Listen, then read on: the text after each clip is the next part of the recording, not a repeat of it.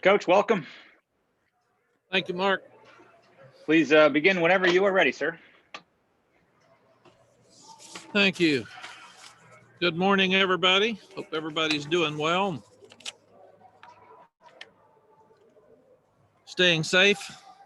COVID testing changed a little bit a week ago. We test now on Sunday, we test on Tuesday, and we test on Thursday.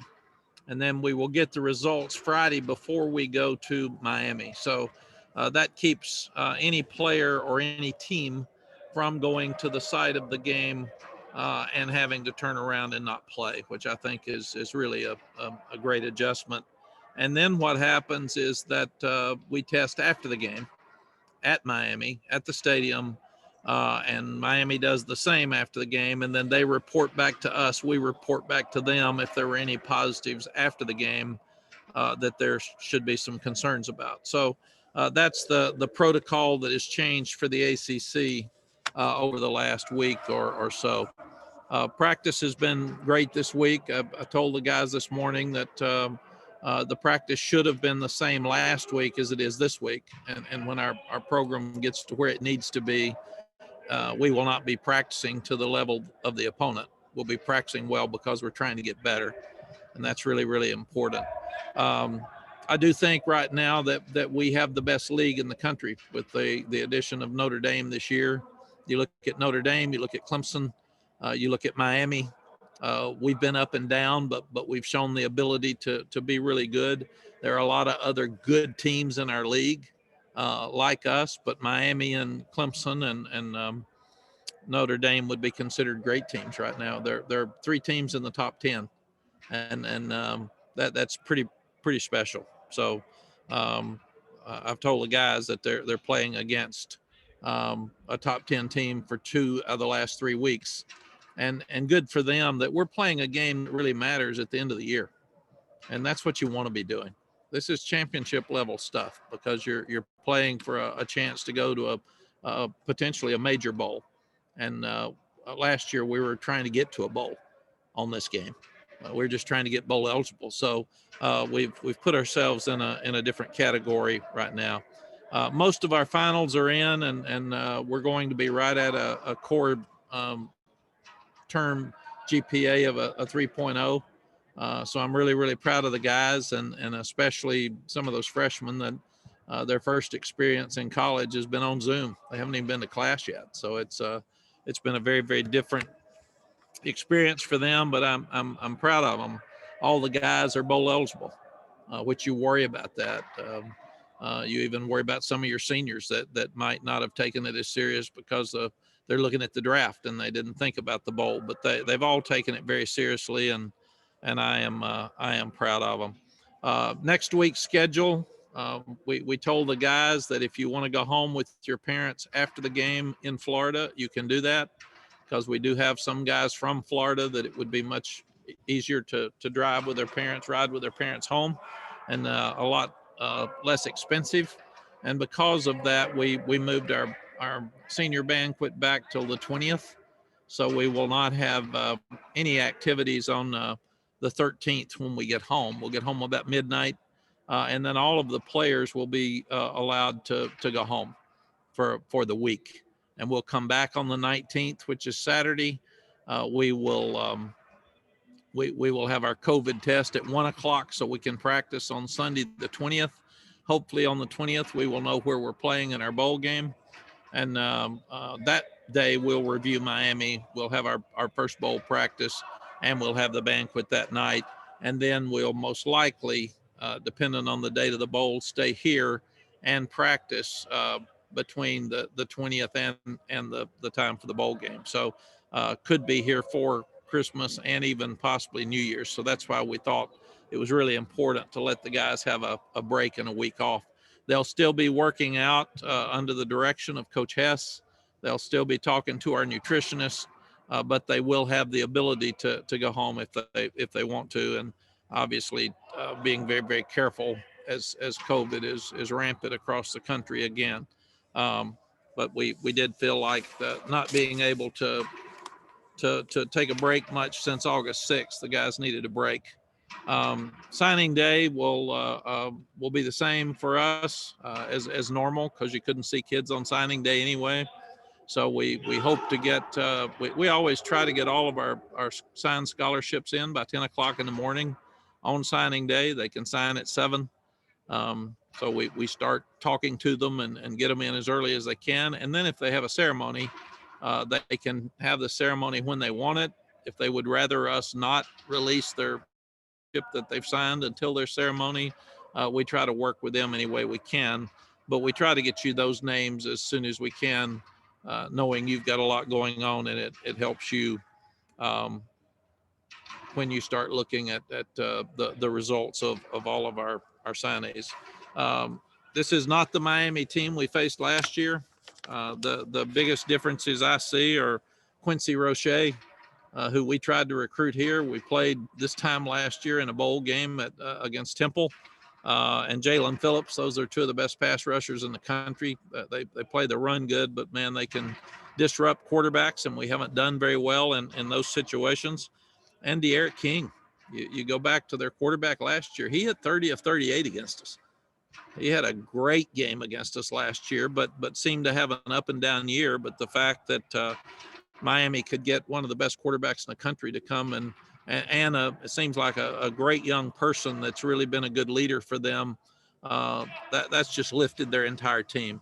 So our question mark will be, can we compete against a top 10 team with confidence and with toughness for 60 minutes? Because we got whipped in the second half at Notre Dame with our offensive front seven, and this will be a huge challenge to see how we respond to this one.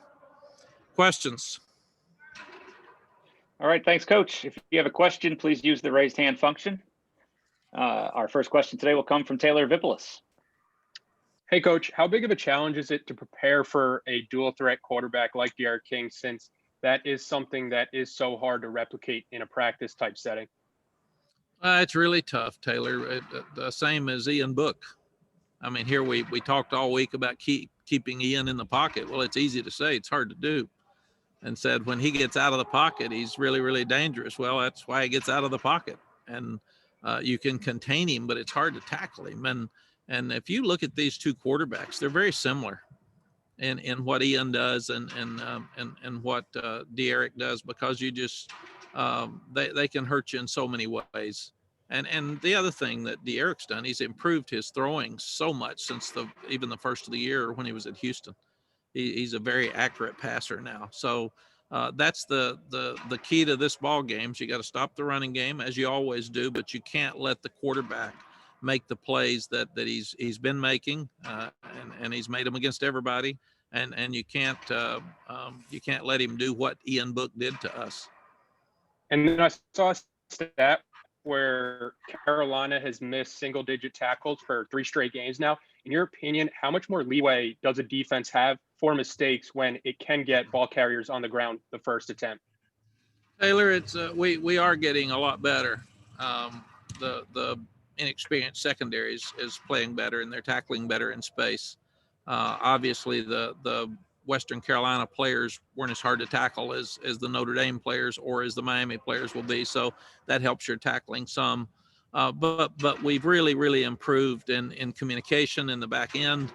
Our ability to stop the run in the front seven, and the tackling in space over the last 4 or 5 weeks. I think we're 6th in the conference now in total defense. So we're making some progress.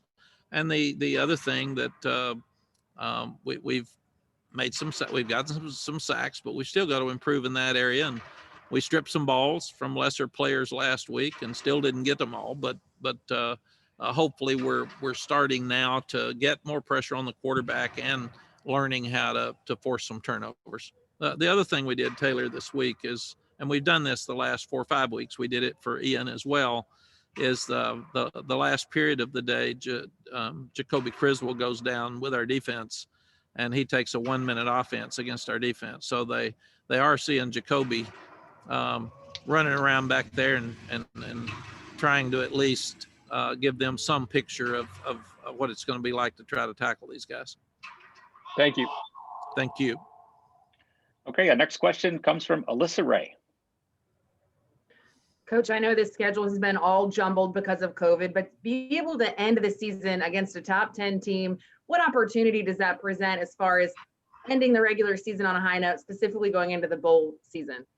Yeah, Alyssa, these seniors, 4 years ago, they didn't go to a bowl. 3 years ago, they didn't go to a bowl. Last year and this week, they were fighting to get to a bowl. They didn't care where they were going. And now they're playing a top 10 team with a chance to go to a big bowl. So I told them, congratulations to you. It looks like we've got a great chance to get an 11th game in, which who thought that would happen? And it's not happening across the country in a lot of different conferences. So good for them that they've done that. Good, knock on wood. And I don't want to jinx us here, but so far we haven't been the reason that anybody's canceled a game. So good for these guys that and the coaches that they've done that. And these guys should be very, very proud of themselves that they've moved this program forward and very quickly. We're running up that ladder very quickly. We're 17th in the one poll and 20th in the other two polls, but in the college football poll, we're 17th with a chance to move up. So the guys understand today. I really. Just watching them practice this week, they're competing and having fun and all that. And I said, do you realize where you are? Do you realize what you're doing? And do you realize how special this week is? And did you even think that even last year you'd be playing a one-loss Miami team in the top 10 for a chance at a major bowl? So I want them to be proud of themselves, but I want them to also understand getting here is one thing. There's a next step by winning the game. And nobody expects us to win. I saw on the college football playoff show last night, they've already got Miami and Texas A&M written in for the Orange Bowl. So I thought that was nice of them to help me with motivation. And a lot of the talk around the quarterbacks of this game. I mean, two of the top QBs in the country. What do you hope to see out of Sam Howell this weekend? I want Sam to be Sam. We've got to protect him better. When we give him time with our skill, Sam's done a tremendous job. And usually, Alyssa, if we run the ball well enough to keep things tied down up front, then our RPOs and our play action are really effective. When we haven't run the ball well, it's when we've been in trouble. And Miami's really good at stopping the run. So I think that's the key is that we need to give Sam time. When we give Sam time, he does a great job. Thanks, Coach. Thank you. All right, let's go over to Andrew Jones, please. Hey, Coach, going back to dealing with De'Aaron King, when you're going up against a guy who can do all the things he can, what is sort of the pecking order of what the defense must do? Is it discipline? Do they have to just be really gifted in order to deal with a guy like that, or is there something else? Yeah, no, I think it's both. There's some scheme involved, but you've got to be gifted enough to tackle him. We were in positions to tackle Ian Book and just didn't. And then when you watch other people, they haven't either. And I don't, people still haven't given him the credit that he deserves. And De'Aaron's the same way. He's very, very difficult to deal with. So you say keep him in the pocket. Well, you get pressure on him. You're trying to get him in the pocket, and then he just makes you miss him, and then he runs outside the pocket. So there's a certain amount of ability it's going to take to try to corral him, to keep him inside the pocket. And then when he gets outside, you got to chase him down, and he's strong. He's a strong runner. He's kind of like an extra running back there. And then by scheme, you've got to have somebody sometimes to just spy on him and try to make sure that you've got somebody that can run him down. And Chaz is our fastest guy, most likely. So you'd like to see Chaz make some plays in that area. Thank you very much. Appreciate it. Thank you, Andrew. Okay, over to Ross Martin, please. Hey, Mac, you mentioned recruiting Quincy Roche. I was wondering how that kind of happened and what happened, I guess, in trying to get him to UNC in the grad program. Was it on y'all's side, no space, or his side, or what? Well, it's a little bit of all of the above, I think, Ross. We were looking at numbers, but that could have worked out. But right now, we don't have the easiest path to a graduate program. So that's been tough for us to get graduate students. And we're still working on that. We're still trying to make progress, but right now the transfer portal and the graduate transfer program is so important across the country. And a lot of people have done a great job with it. We have not.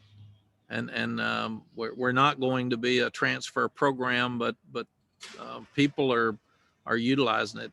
Virginia got some tremendous players in the transfer program, and Miami's got guys that weren't there last year that have made a complete difference in their program. So that's an area we need to keep looking at and keep improving, because we need a few players here and there. Everybody does every year, and with what the NCAA is doing, they're allowing guys to just transfer. It's one of the coaches in our league said that now when you're playing another team, the way the transfer portal is and the 1-year transfer rule, you'll have people evaluating the players during the game.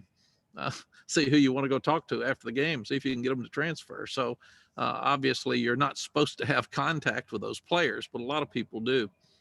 So that's an area, Ross, that we've got to try to grow in and evaluate and see what we can do to do a better job, because it hasn't been part of our process. What makes the grad transfer at UNC so tough? Is it the classes that UNC offers, or trying to get them in? What's the challenge? It's getting them in. It's a very difficult thing to get in graduate school here because it's so hard to be accepted anyway. So that's been very difficult. Thank you. Thank you. Our next question comes from CL Brown. Hi, Mac, how much do you prefer, you just kind of hinted at it, how much do you prefer the underdog role when you can sell to the players that, no one believes in us, no one believes we're going to win? Well, CL, we didn't have it for 16 years at Texas. Everybody was trying to beat us because we were the big boy all the time. So really, I'd rather be the team that everybody thinks is the best team. That's what we were for those 16 years, and we haven't. It's funny. I think we've probably only been an underdog in before the game in the Notre Dame game. The rest of the games, people have at least given us an even chance or a chance to win. But Miami has definitely earned the right to be the team that everybody expects to win in this game.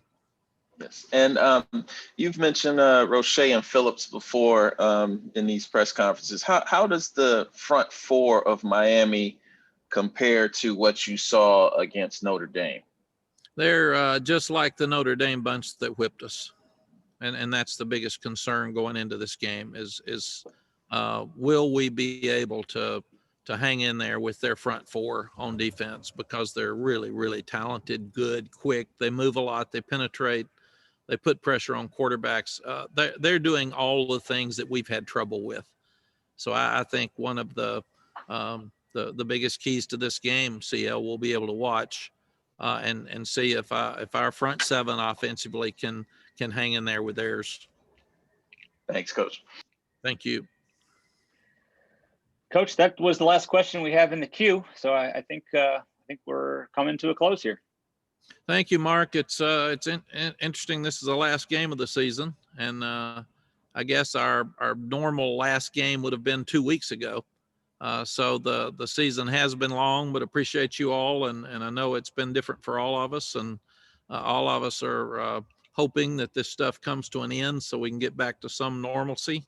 But you all have handled this really, really well. Our players and our coaches, I think, have handled it really well, and what could have been a very, very uncomfortable year for all of us, we've all been patient with each other and tried to make this thing work. So thank you very much, and I will see you Saturday after the game. Thank you, Coach.